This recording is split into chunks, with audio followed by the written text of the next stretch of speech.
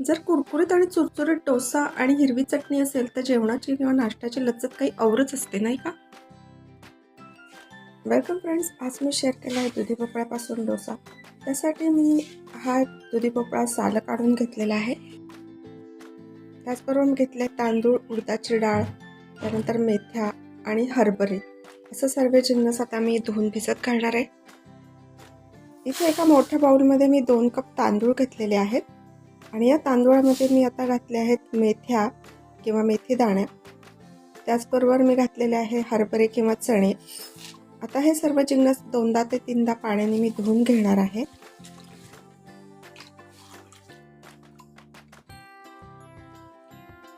आता स्वच्छ धुवून झाल्यानंतर त्यामध्ये पुन्हा पाणी घालून ते मी 7 ते 8 तास झाकून ठेवून देते. त्याचबरोबर दुसऱ्या एका बाउलमध्ये मी उडदाची डाळ 1 कप घेतलेली आहे. उडदाची डाळ सुद्धा 2 ते 3 पाण्याने स्वच्छ धुवून घ्यायची आहे. आता या धुतलेल्या उडदाच्या डाळीत मी पाणी घातलेलं आहे आणि उडदाची डाळ पण झाकून ठेवून देते. तर अशा प्रकारे डाळ तांदूळ मी भिजत घालून 8 ते 9 तास ठेवून दिलेले आहे. हे डाळ तांदूळ मी सकाळी 7:30 वाजता भिजत घातलेत आणि मी आता संध्याकाळी 7 वाजलेत. आता ते मी वाटायला घेते आहे. म्हणजे ते साधारण मी 12 तास भिजलेले आहेत. सुरुवातीला आधी मी आता तांदूळ वाटून घेते आणि मग डाळ वाटणार आहे. आता तांदूळाबरोबर मी मिरच्या आणि आलं आणि थोडंसं पाणी असं घातलेलं आहे आणि आता हे चांगलं बारीक वाटायचं आहे. आता हे सर्व जिन्नस मी चांगले बारीक वाटले आहे. वाटताना मी पुन्हा थोडंसं पाणी घातलं होतं. आता ते वाटलेलं मिश्रण एका मोठ्या भांड्यामध्ये काढून घेते. तर फ्रेंड्स, मी हे तांदूळ 2 बॅचमध्ये वाटून घेतलेले आहे, त्यामुळे ते एका मोठ्या बाउलमध्ये काढून घेतलेले आहे. आता त्याच भांड्यामध्ये मी उडदाची डाळ घेतलेली आहे. उडदाची डाळ पण बारीक वाटायची आहे.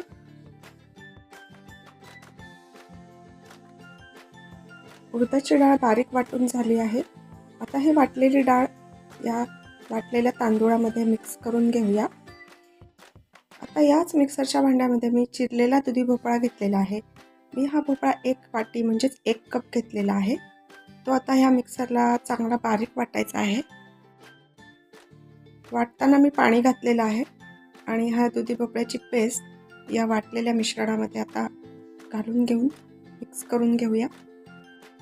तर आता डाळ, तांदूळ आणि दुधी भोपळा सर्व वाटून मी एकत्र केलेले आणि ते पदार्थ चांगले मिक्स करून एकत्र ढवळून साईडला आता ठेवून देऊया.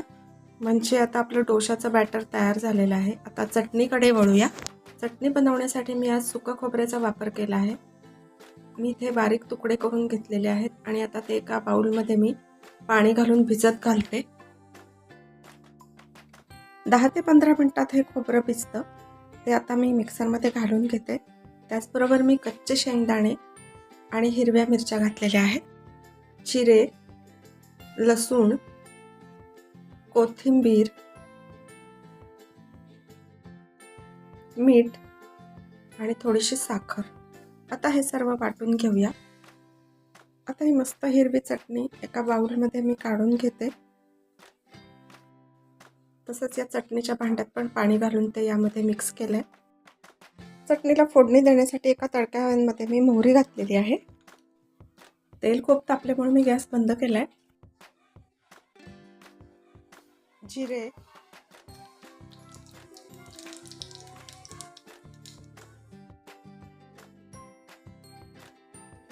हिंग, लाल मिरचीचे तुकडे, उडदाची डाळ आणि हे कढीपत्त्याचे पानं. तर आता ही फोडणी तयार झालेली आहे. ही आता चटणीवरती घालूया. तर आता ही मस्त चटणी तयार झालेली आहे. ती आता मी साईडला ठेवून देते आणि आता डोशाची तयारी करूया. आता डोशाच्या पिठामध्ये मी 2 ते 3 चमचे मीठ घातलेलं आहे. त्याचबरोबर मी थोडंसं पाणी घालते आणि पीठ एकसारखं बनवून घेते. नेहमीचं डोसाचं पीठ जसं असतं त्याप्रमाणे पिठाची कन्सिस्टन्सी ठेवलेली आहे आणि पीठ असं जरासं पातळ करून घेतल्यामुळे डोसा छान जाळी पडते आणि छान कुरकुरीत बनतो. डोशाचा तवा आधीच गरम करत ठेवला होता. तवा गरम झाला आहे. त्यावरती थोडंसं तेल घातलेलं आहे आणि टिश्यूने ते तेल मी सगळीकडे पसरवून घेतलेलं आहे. त्याचबरोबर मी थोडंसं पाणी पण शिंपडून घेतलं आहे आणि ते पाणी पण मी आता टिश्यूनी काढून घेते. आता इथे मी एक पळी डोशाचं पीठ तव्यावर घातलं आहे आणि ते हळूहळू गोल गोल करून सगळ्या बाजूने फिरवून घेऊया. डोशाचं पीठ तव्यावर घातल्यानंतर भराभर ते पळीने गोलाकार आकारात फिरवून घ्यायचे, म्हणजे डोसा छान पातळ होतो. आता वरच्या बाजूने थोडंसं ड्राय झाल्यानंतर त्यावरती मी तेल घालते. थोडंसं तेल घातल्यानंतर डोसा कुरकुरीत बनतो आणि त्याची टेस्ट पण खूप छान लागते. तर बघा आता असा मस्त कलर आलाय आणि तो मी आता फोल्ड केलाय, एका प्लेटमध्ये काढून घेते. आता दुसरा डोसा बनवण्यासाठी मी पुन्हा तव्याला तेल आणि पाणी घालून पुसून घेतले आणि आता त्यावरती मी पुन्हा त्याच पद्धतीने डोसा घालून पळीने पीठ गोलाकार फिरवून घेते आहे. आता डोसा घालून झाल्यावरती थोडंसं झाकण ठेवायचं आहे. नाही झाकण ठेवलं तरी पण चालतं, पण झाकण ठेवल्यामुळे काय होतं, डोसा पटकन शिजतो. आता हा डोसा वरच्या बाजूने कोरडा झाला आहे, म्हणजे शिजला आहे. त्यामुळे त्यावरती मी थोडंसं तेल लावलं आहे आणि आता सोनेरी रंगावरती तो मस्त असा खरपूस भाजला गेला आहे. तो आता मी प्लेटमध्ये काढून घेते. तर फ्रेंड्स, अजून एक मी डोसा बनवला आहे याच पद्धतीने. आता इथे गॅस बारीक करून ठेवायचा आहे, जर डोसा कुरकुरीत पाहिजे असेल तर. आता मी हा डोसा लो फ्लेमवरती ठेवला होता, तो साईडने अशा त्याच्या कडा सुटायला लागल्यात, म्हणजे तो डोसा आता झालेला आहे. तर आता मी हा डोसा दाखवते. बघा इथे याचा कलर इतका सुंदर आलेला आहे.